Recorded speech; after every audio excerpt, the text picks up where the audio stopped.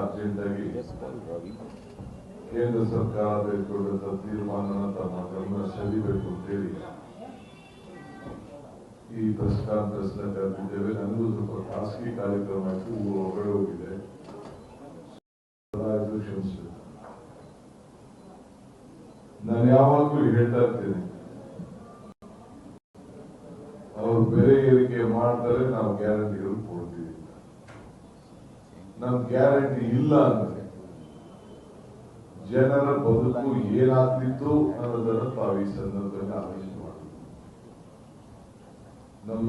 ಯಾಕೆಂದ್ರೆ ಆಗ ಹೇಳ್ತಾ ಇರ್ತೀನಿ, ಆದಾಯ ಪಾತಾಳಕ್ಕೆ ಹೋಗ್ತಾ ಇದೆ, ಬೆಲೆಗಳು ಗಗನಕ್ಕೆ ಹೋಗ್ತಾ ಇದೆ.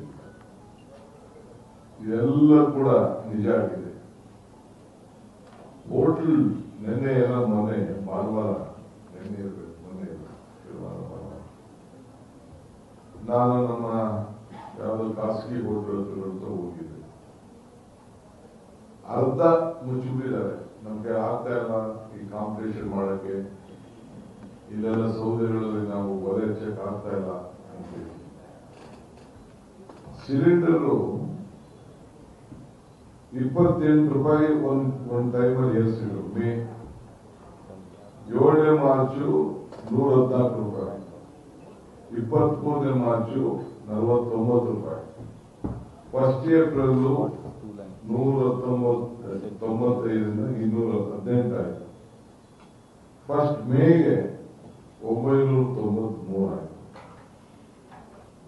ಯಾರು ಕೂಡ ಕಮರ್ಷಿಯಲ್ ಇಲ್ಲಾಂದ್ರೆ ಮನೆಗಳಿಗೆ ಉಪಯೋಗಿಸುವಂಥದ್ದು ಎಲ್ಲರೂ ಕೂಡ ಇವತ್ತು ದೊಡ್ಡ ಗಾಬರಿ ಆಗಿ ಇದರಿಂದ ಎಲ್ಲರ ಬದುಕಿಗೆ ಒಂದು ದೊಡ್ಡ ಶಾಪ ಆಗುತ್ತಿದೆ.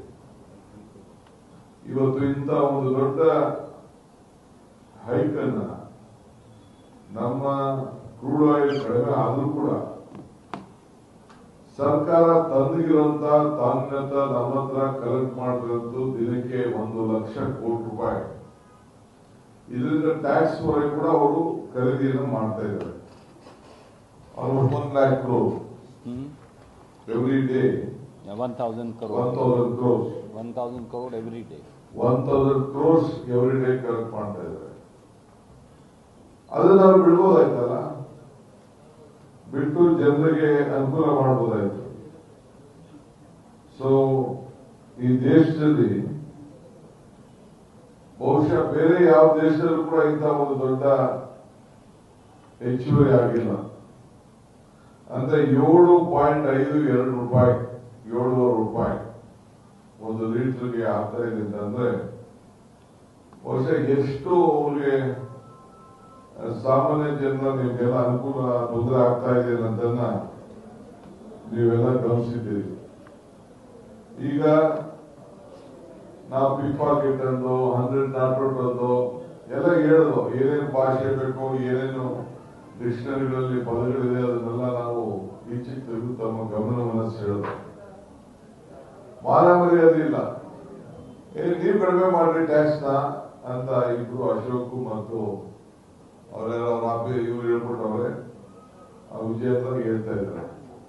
ಫಸ್ಟ್ ನೀವ್ ಕಡಿಮೆ ಮಾಡೋದ್ ಕಲಿಯ, ನೀವು ಕಡಿಮೆ ಮಾಡಿಸಿ. ಫಸ್ಟ್ ಸೆಂಟ್ರಲ್ ಗೌರ್ಮೆಂಟ್ ಅಲ್ಲಿ 1,000 ಕೋಟಿ ರೂಪಾಯಿ ಡೈಲಿ ಎಕ್ಸ್ಟ್ರಾ ತಗೋತಾ ಇದ್ದೀರಲ್ಲ, ಅದನ್ನ ನೀವು ಕಡಿಮೆ ಮಾಡಿ. ಸೊ ಈ ರೀತಿ ಇಡೀ ದೇಶದಲ್ಲಿ ಆಗ್ತಾ ಇರೋದು ತೊಂದರೆಯಿಂದ ಅಡುಗೆ ಎಣ್ಣೆನೂ ಕಡಿಮೆ ಮಾಡಿ ಅಂತ ಹೇಳ್ತಾರೆ. ಅಂದ್ರೆ ಊಟ ಮಾಡೋದು ಕೂಡ ಎಣ್ಣೆ ಕಡಿಮೆ ಉಪಯೋಗಿಸಿ ಕೂಡ ಎಲ್ಲೋ ಒಂದ್ ಕಡೆ ಪ್ರಧಾನಮಂತ್ರಿಗಳು ಅದನ್ನ ಉಪಯೋಗಿಸುದು. ಹಿಂಗೆ 43 ಲಕ್ಷ ಕೋಟಿಗಳನ್ನ ಬರೀ ಟ್ಯಾಕ್ಸಿನಲ್ಲೇ ಕೂಡ ಈಗಾಗಲೇ 12 ವರ್ಷದಿಂದ ಕಲೆಕ್ಟ್ ಮಾಡಿರೋದು ತಮಗೆಲ್ಲ ಗೊತ್ತಿರುವಂತಹ ವಿಚಾರ. ನಮ್ಮ ಕಾಂಗ್ರೆಸ್ UPA ಸರ್ಕಾರ ಇದ್ದಾಗ ಕೇವಲ 71 ರೂಪಾಯಿ ಇದ್ದಿದ್ದು, ಡೀಸೆಲ್ 56 ರೂಪಾಯಿ ಇದ್ದಿದ್ದು, ಇವತ್ತು ಡೀಸೆಲ್ 99 ರೂಪಾಯಿಗೆ ಇವತ್ತು ಮುಟ್ಟಿದೆ. ಸೊ ಪೆಟ್ರೋಲ್ ಕೂಡ ತಮ್ಗೆ ಯಾರೇ ಗೊತ್ತಿದೆ, ನೀವೆಲ್ಲ ಇದನ್ನ ಅನುಭವಿಸ್ತಾ ಇದ್ದೀರಿ. ಸೊ ನಮ್ಮ ಪಕ್ಷ ಇವತ್ತು ಮೀಟಿಂಗ್ ಆದ್ಮೇಲೆ ನಾವೇನ್ ಪ್ರತಿಭಟನೆಯನ್ನ ಮಾಡಿ ಜನರ ಗಮನವನ್ನ ಸೆಳೆಯಬೇಕು ಅನ್ನೋದನ್ನ ಮಧ್ಯಾಹ್ನ ಮೇಲೆ ನಮ್ದು ಒಂದು ಸಭೆ ಇದೆ. ಈ ಸಭೆಯಲ್ಲಿ ಚರ್ಚೆಯನ್ನ ಮಾಡಿ ಆ ಟೈಮ್ ಲೈನ್ ಅನ್ನ I am telling that we are going to finalize the timeline. Today we will announce after the 30th we will do, you can announce. 30ನೇ ತಾರೀಕು ಈ ಪ್ರತಿಭಟನೆಯನ್ನ ಎಲ್ಲ ಜಿಲ್ಲಾ ಕೇಂದ್ರದಲ್ಲೂ ಕೂಡ ಮಾಡಲಿಕ್ಕೆ ಈಗಾಗಲೇ ನಾವು ತೀರ್ಮಾನವನ್ನು ನಾವು ಮಾಡಿದ್ದೇವೆ. ಅದಾದ್ಮೇಲೆ ಪ್ರತಿ ಅಸೆಂಬ್ಲಿ ಸೆಕ್ರೆಟರಿ ಕೂಡ ಅವರಿಗೆ ಅವರ ನಿಧಿಯಾದಂತ ವೇಳೆಯಲ್ಲಿ ಮಾಡಬೇಕು ಅಂತೇಳಿ ನಾವು ಮಾರ್ಗದರ್ಶನವನ್ನು ನಾವು ಕೊಡ್ತಾ ಇದ್ದೇವೆ. ಹಿಂಗೆ ಪಕ್ಷ ಇದು ನಮ್ಮ ಕೆಲಸ ಜನರ ಗಮನವನ್ನ ಸೆಳೆಯುವಂಥದ್ದು, ಜನರು ಜಾಗೃತಿ ಆಗುವಂಥದ್ದು. ಈ ಸರ್ಕಾರನ ಜನರೇ ಇವತ್ತು ರೊಚ್ಚಿಗೆದ್ದು ಕಿತ್ತು ಹೋಗಿಯುವಂತ ಕೆಲಸ ಇದಕ್ಕೆ ಆಗ್ಬೇಕು. ಅದನ್ನ ನಾನು ಈ ಸಂದರ್ಭದಲ್ಲಿ ಮೋದಿಯವರ ಸರ್ಕಾರ ಏನು ಬಿಜೆಪಿ ಸರ್ಕಾರ ಇವತ್ತು ಬಹಳ ಸಾಧನೆ ಮಾಡಿದ್ದೇವೆ ಅಂತ ಹೇಳ್ತಾ ಇದ್ರಲ್ಲ, ಅಲ್ಲರಿ ಅವನು ಊಟನೂ ಮಾಡೋಣ ಅಂತ ಹೇಳ್ತೀವಿ. ಪಾಪ ಅವರೆಲ್ಲ ಮದುವೆ ಮಾಡ್ಕೊಂಡು ಒಂದು ತಾಳಿ ಕಟ್ಕೊಳ್ಳಕ್ಕೆ ಏನೋ ಒಂದು ಚಿನ್ನ ಇದೆ, ಚಿನ್ನನೂ ತಗೋಬೇಡ ಅಂತ ಹೇಳ್ತೀವಿ. ಅದಕ್ಕೆ ನೀವು ಕಂಟ್ರೋಲ್ ಮಾಡಕ್ಕಾಗ್ತದೆ? ಆಯ್ತಪ್ಪ, ಒಂದಿನ ಇದೆಲ್ಲ